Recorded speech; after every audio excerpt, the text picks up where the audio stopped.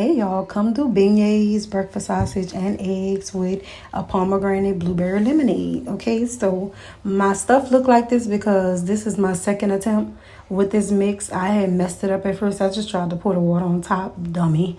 Did not work, so I had to backdoor and come in again, make a bed of foot of water really, and then you see me just mixing it until I got the consistency that I wanted. And then I came in with my spoon and my scraper to just mix it before I started playing in it, because I wanted as much of the batter mix to stay the batter mix and not all over my hand, because then you got to rinse that off and you don't really want to be doing all that.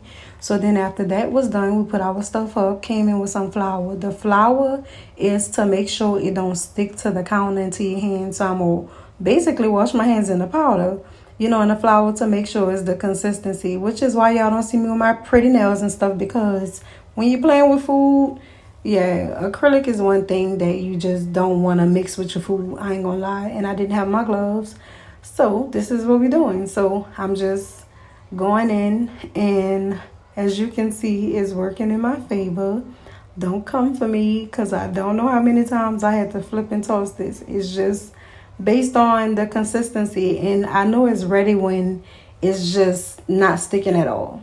It's not sticking to me at all. It's ready. So I flipped it, flopped it however many times I needed to. I added my flour to break it down. Every time I opened it a little bit, I had to add more flour, and I'm just rubbing my hands, getting the excess off. And like I said, this was not a lot compared to what it was at first. I shouldn't have deleted it. I should have left it in so y'all could see, because it's trial and error for me sometimes too. So here I'm happy with the consistency. So now I'm going to just get it thick or thin how I want it, which it wasn't too thin because you still want it to be enough for you to be able to fill it. So now I'm cutting it into the sizes that I wanted it to be.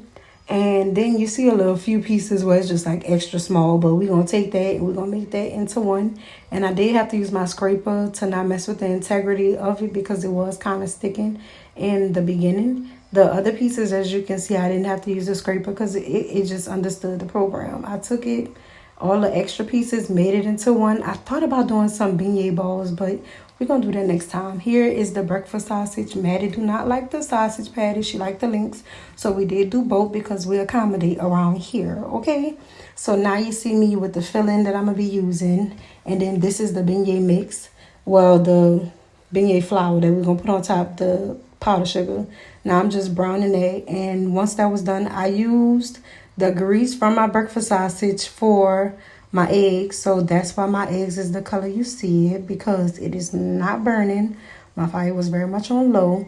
Now we're going to take our beignets, we're going to put it in there, and you're going to flip it over till it's like golden brown like that. You don't want it to be dark, because then it's going to be hard and you don't want that. So then we come in with the second batch, and we're going to repeat the process all over again. It took maybe 2-3 minutes for it to cook. Yeah, I tried to syringe it. Epic fail. Do not recommend. Just cut it open like you see me doing and stuff it like that. I did a scoop full of each because it don't take much, because you're still putting powdered sugar on top.